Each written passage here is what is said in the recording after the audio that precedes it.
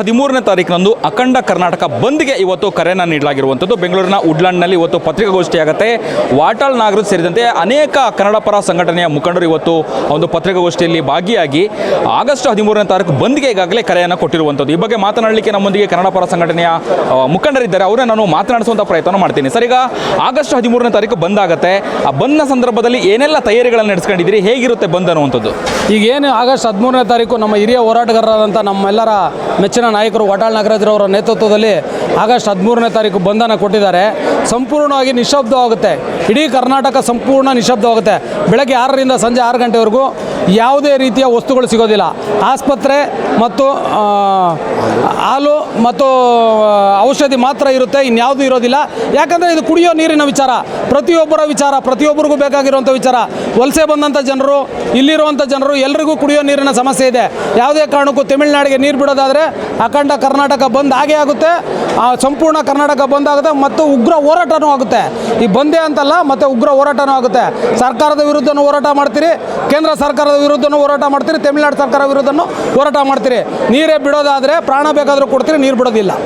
ಅಂದರೆ ಬೆಂಗಳೂರಿನ ಯಾವ ಭಾಗಗಳಲ್ಲಿ ಬಂದ್ ಆಗುತ್ತೆ, ಅಂದರೆ ಪ್ರತಿಭಟನೆ ರ್ಯಾಲಿ ಏನಾದ್ರು ಆಗುತ್ತಾ ಅಥವಾ ಏನಾದರೂ ರಸ್ತೆ ತಡೆಯುವಂಥದ್ದು, ಆ ರೀತಿ ಏನಾದರೂ ನೀವು ತಯಾರಿಗಳನ್ನು ನಡೆಸ್ಕೊಂಡಿದ್ದೀರಾ?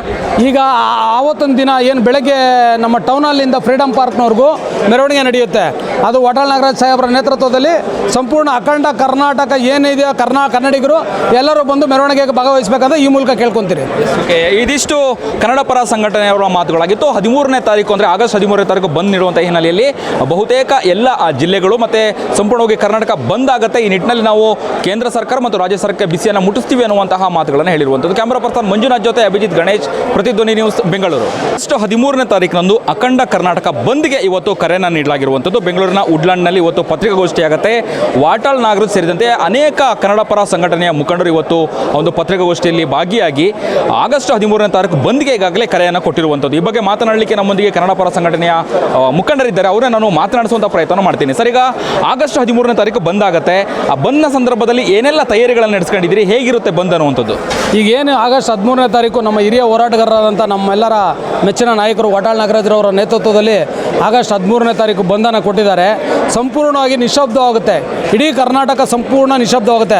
ಬೆಳಗ್ಗೆ 6ರಿಂದ ಸಂಜೆ 6 ಗಂಟೆವರೆಗೂ ಯಾವುದೇ ರೀತಿಯ ವಸ್ತುಗಳು ಸಿಗೋದಿಲ್ಲ. ಆಸ್ಪತ್ರೆ ಮತ್ತು ಹಾಲು ಮತ್ತು ಔಷಧಿ ಮಾತ್ರ ಇರುತ್ತೆ, ಇನ್ಯಾವುದೂ ಇರೋದಿಲ್ಲ. ಯಾಕಂದರೆ ಇದು ಕುಡಿಯೋ ನೀರಿನ ವಿಚಾರ, ಪ್ರತಿಯೊಬ್ಬರ ವಿಚಾರ, ಪ್ರತಿಯೊಬ್ಬರಿಗೂ ಬೇಕಾಗಿರುವಂಥ ವಿಚಾರ. ವಲಸೆ ಬಂದಂಥ ಜನರು, ಇಲ್ಲಿರುವಂಥ ಜನರು ಎಲ್ಲರಿಗೂ ಕುಡಿಯೋ ನೀರಿನ ಸಮಸ್ಯೆ ಇದೆ. ಯಾವುದೇ ಕಾರಣಕ್ಕೂ ತಮಿಳುನಾಡಿಗೆ ನೀರು ಬಿಡೋದಾದರೆ ಅಖಂಡ ಕರ್ನಾಟಕ ಬಂದ್ ಆಗೇ ಆಗುತ್ತೆ.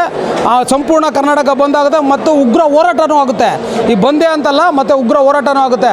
ಸರ್ಕಾರದ ವಿರುದ್ಧನೂ ಹೋರಾಟ ಮಾಡ್ತೀರಿ, ಕೇಂದ್ರ ಸರ್ಕಾರದ ವಿರುದ್ಧನೂ ಹೋರಾಟ ಮಾಡ್ತೀರಿ, ತಮಿಳುನಾಡು ಸರ್ಕಾರ ವಿರುದ್ಧನೂ ಹೋರಾಟ ಮಾಡ್ತೀರಿ. ನೀರೇ ಬಿಡೋದಾದರೆ ಪ್ರಾಣ ಬೇಕಾದರೂ ಕೊಡ್ತೀರಿ, ನೀರು ಬಿಡೋದಿಲ್ಲ.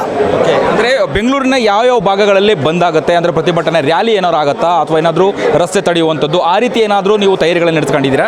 ಈಗ ಆವತ್ತೊಂದು ದಿನ ಏನು ಬೆಳಗ್ಗೆ ನಮ್ಮ ಟೌನಲ್ಲಿಂದ ಫ್ರೀಡಮ್ ಪಾರ್ಕ್ನವರೆಗೂ ಮೆರವಣಿಗೆ ನಡೆಯುತ್ತೆ. ಅದು ವಾಟಾಳ್ ನಾಗರಾಜ್ ಸಾಹೇಬರ ನೇತೃತ್ವದಲ್ಲಿ ಸಂಪೂರ್ಣ ಅಖಂಡ ಕರ್ನಾಟಕ ಏನಿದೆ ಕನ್ನಡಿಗರು ಎಲ್ಲರೂ ಬಂದು ಮೆರವಣಿಗೆಗೆ ಭಾಗವಹಿಸಬೇಕಂತ ಈ ಮೂಲಕ ಕೇಳ್ಕೊತೀರಿ.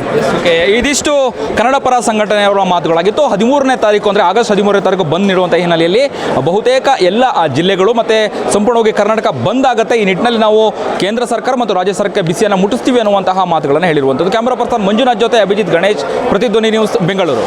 ಹೆಚ್ಚಿನ ವಿಡಿಯೋಗಳಿಗೆ ಪ್ರತಿಧ್ವನಿ ಯೂಟ್ಯೂಬ್ ಚಾನೆಲ್ ಸಬ್ಸ್ಕ್ರೈಬ್ ಮಾಡಿ, ಬೆಲ್ ಐಕಾನ್ ಕ್ಲಿಕ್ ಮಾಡಿ.